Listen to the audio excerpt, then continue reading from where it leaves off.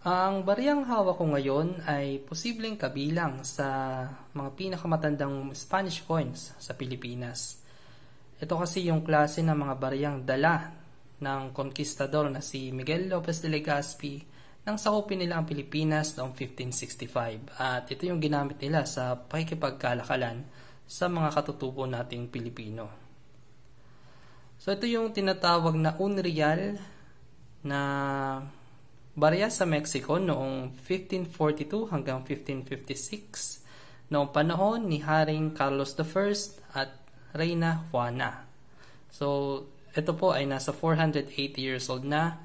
Gawa siya sa silver, may bigat na 3.4 grams. At kung ihahalin tulad natin yung size niya sa piso ngayon, ay halos magkasing laki lang sila. Pero mas manipis ang baryang ito. Sa disenyo, makikita natin sa obverse yung Pillars of Hercules, itong dalawang columns na to. Ito yung sinasabing hangganan ng mundo noong panahon ng 1500s.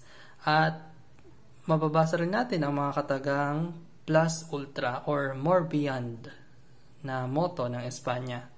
Sa paligid ay mababasa rin natin ang mga katagang Spaniarum et Indiarum Rex, or King of Spain and the Indies. Sa kabilang side, makikita natin ang emblem ng Espanya. Sa left side, andun yung letter M na kumakatawan sa Mexico Mint. At mababasa rin natin dito yung pangalan ng hari ng Espanya, yun, Carlos at Joanna.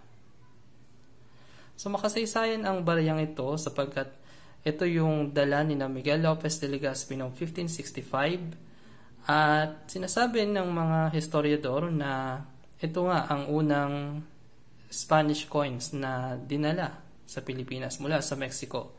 Tinatawag itong toston or salapi. At ayon din sa mga datos ay yari ang mga baryang ito sa mga Aztec silver o yung mga tinunaw na silver ng mga Aztec nung sakupin ng mga Kastila ang Aztec Empire. Mapapansin din sa baryang to na meron siyang butas. Kaya masasabi natin na ginawa siyang pendant noong panahon ng mga Kastila.